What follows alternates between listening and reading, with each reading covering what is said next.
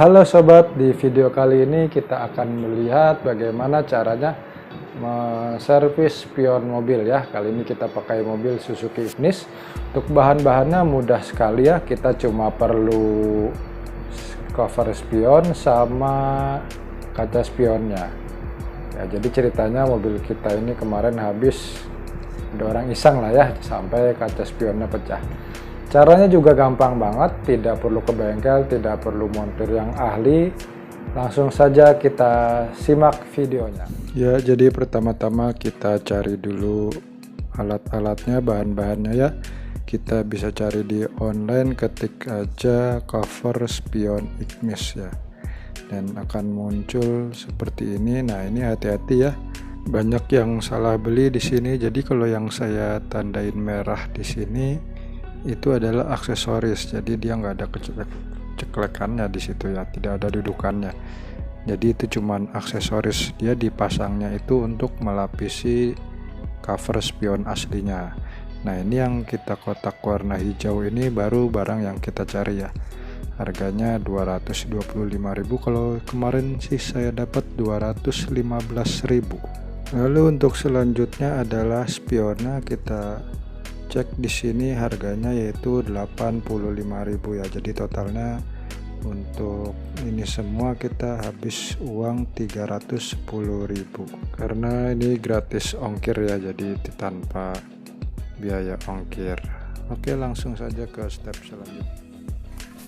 Ya, kita lihat ini dia penampakannya spionnya ya, ini tanpa covernya. Jadi dalamnya begini, ini ada 3 kabel ya, kabel untuk auto ngelipat buat sen sama auto apa ya istilahnya, goyang-goyang itu ya kacanya ya. Nah, ini untuk kaca spion dalamannya begini.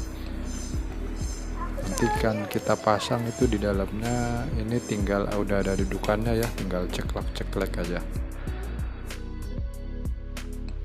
Dan ini dia barang yang tadi kita pesan ya.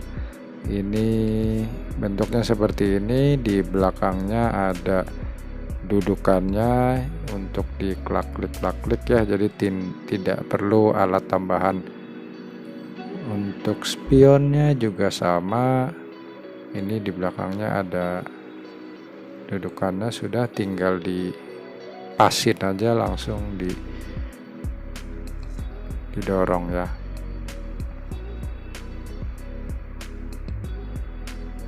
Nah, ini dia untuk proses pemasangannya, tadi tinggal kita pasin aja posisinya, lalu kita dorong agak pakai tenaga ya, jadi memang kalau enggak nanti malah nggak kencang. Oke, kita percepat aja.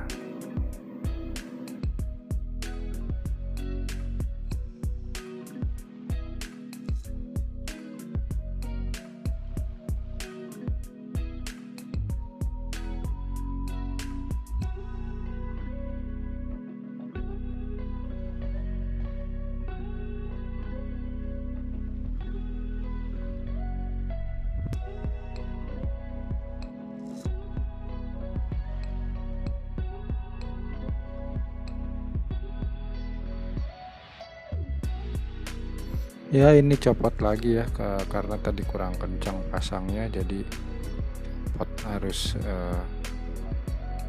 kita yakinkan lagi, makanya harus dites. Nanti kita tes.